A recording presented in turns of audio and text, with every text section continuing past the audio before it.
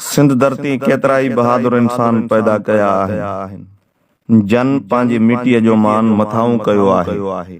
पीर साईं पागारो जंहिंखे सूर्य बादशाह सॾिजे थो, उन्हनि मांझी मर्दनि मां हिकु हो। सूर्य बादशाह 13 सफ़र सन 1327 हिजरी बमुताबिक़ 4 मार्च 1909 ते खैरपुर मीरस जे भरसां पीर जो ॻोठ में जनम वरितो। संदसि असुल नालो सैयद मोहम्मद सिबगतुल्लाह शाह आहे। हिन गादीअ जो सिलसिलो संदसि ॾाॾे सैयद मोहम्मद राशिद रहमतुल्लाह अलैह सां, जंहिंखे रोज़ेधणी सॾींदा आहिनि, मिले थो। सैयद मोहम्मद राशिद रोज़ेधणीअ जे औलाद खे राशिदी ख़ानदान सां सॼे सिंध में सुञातो वञे थो।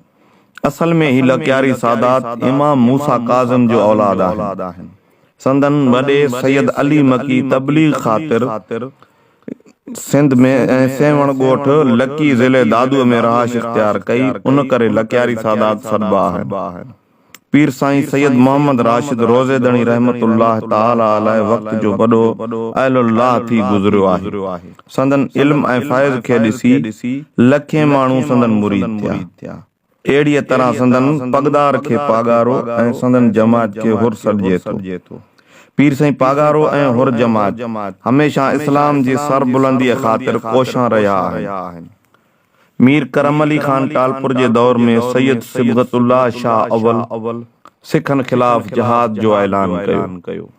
जॾहिं अंग्रेज़नि सिंध ते कब्ज़ो कयो त पीर साईं पागारे ऐं संदन जमात हुननि ख़िलाफ़ वेड़ जारी रखी, जंहिं करे पीर साईं ऐं संदन जमात ते ॾाढा ॾुखिया ॾींहं आया, पर तॾहिं बि आण न मञियाऊं। सूर्य बादशाह अञा 13 सालनि जो हो त संदसि वालिद शाह मर्दां शाह अव्वल वफ़ात करे वियो। उन करे पाण नंढी वईअ में दरगाह रोज़ेधणीअ जा सिजादा नशीन थिया। अंग्रेज़ सरकार हिन नंढड़े उमिरि वारे पीर साईं पागारे खे पाण ॾांहुं राग़िब करण लाइ ख़िताब ऐं तलवार ॾियण जी आछ कई, लेकिन पाण इहो चई इनकार कयऊं त असां लाइ पागारे जो ख़िताब ई काफ़ी आहे। अंग्रेज़ खे इहा ॻाल्हि न वणी, सो हथियार रखण जो बहानो बणाए 26 मार्च 1930 ते खेनि गिरफ़्तार कयो वियो ऐं पाण 1931 में जेल अंदरि हिकु किताब लिखियऊं, जंहिं में आज़ादीअ जे शऊर बाबति वज़ाहत कयऊं। इहो ॼाणायूं त इंसान ग़ुलाम थियण लाइ पैदा न थियो आहे। आज़ादीअ जो ताल्लुक़ इंसान सां ईअं आहे जीअं दिलि जो दिमाग़ सां, रत जो रगनि सां ऐं फिफड़नि जो साह सां आहे। बेहतर मौत मुल्क तां क़ुर्बान थियण में आहे। बहरहाल 1936 ईस्वीअ में उहो केस कूड़ो साबित थियो ऐं पाण उन मां आज़ाद थी 1937 में भले पार हज लाइ रवाना थिया। भले पार खां वापसि अची पंहिंजनि मुरीदनि खे नेकीअ जो दर्स ॾिनऊं। गणंग बंगले सांगण खे मरकज़ बणाए धारनि ख़िलाफ़ तहरीक बि शुरू कयऊं। उन अरसे में हुकूमत जे अमलदारनि सूर्य बादशाह ख़िलाफ़ हुकूमत खे ग़लति रिपोर्टूं ॾियण शुरू कयूं। आख़िरकार वेछा वधंदा विया ऐं 1941 में केस ॿीहर गिरफ़्तार कयो वियो। सूर्य बादशाह ते बग़ावत जो केस हलाए 20 मार्च 1943 ते सूलीअ ते चाढ़े खेसि शहीद कयो वियो। हिकु पासे पीर साहब जे फर्ज़ंदनि खे तालीम जे बहाने इंग्लैंड मोकिलियो वियो त ॿिए पासे गाज़ियुनि हुकूमत ख़िलाफ़ वॾे पैमाने ते कारवायूं शुरू करे ॾिनियूं। 1 जून 1943 ईस्वी ते धारे हुरन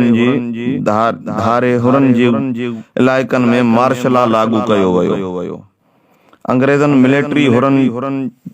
मिलिट्री हुरन जो क़त्लेआम शुरू कयो। ॻोठनि खे बाहियूं ॾेई साड़ियो वियो। मिल्कियतूं ज़ब्त कयूं वयूं। गणंग बंगले ऐं पीर ॻोठ वारे रहाइशगाह ते डायनामेट ज़रिए ॾाठो वियो। केतिराई हुर गिरफ़्तार करे ॿियनि सूबनि जे जेलनि में मोकिलिया विया। केतिरनि ई हुरनि खे कैंपनि याने डोड़नि में बंदि कयो वियो। हज़ारे हुर गिरफ़्तार करे खारे पाणी याने इंडुमान ॿेट मोकिलिया विया। आख़िरकार उन्हनि क़ुर्बानियुनि रंग लातो। असांजो मुल्क सुतती धारनि जे चंबे मां आज़ाद थियो। हुकूमत पीर साईं सरदार जे फर्ज़ंद खे पाकिस्तान जे वापसि घुरायो। संदन फर्ज़ंद सैयद शाह मर्दां शाह सानीअ खे 4 फरवरी 1952 ते पीर साईं पागारो सतों गादीअ ते वेठो ऐं 1 अप्रैल 1952 ते हुकूमत लोड़नि खे ख़त्म करण जो ऐं हुरनि खे आज़ाद करण जो ऐलान कयो। सूर्य बादशाह पंहिंजे वतन तां कुर्बान थी असां लाइ हिकु बहितर ऐं सुहिणो मिसाल छॾे विया।